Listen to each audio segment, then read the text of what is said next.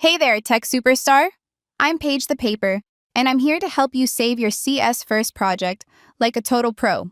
Ready? Let's do this. Step 1. Log into CS First and head over to your projects. That's where all your Scratch masterpieces are hiding. Now, click on the project you want to save. Got it open? Great. Next, go to File. Then click Save to your computer. This will download the file in a format that other Scratch editors can read. Fancy, huh?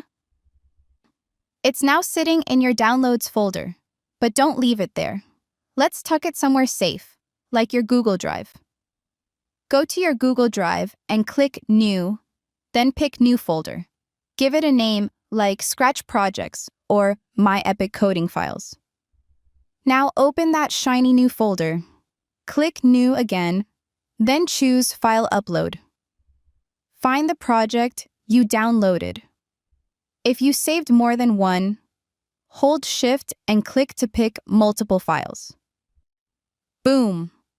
Pro move. Click Open, and that's it. Your Scratch project is now safely stored in your Google Drive, ready for action whenever you need it. Saving like a boss. I'm Paige the Paper, and I'll see you next time with more tech tips. Keep creating and keep coding.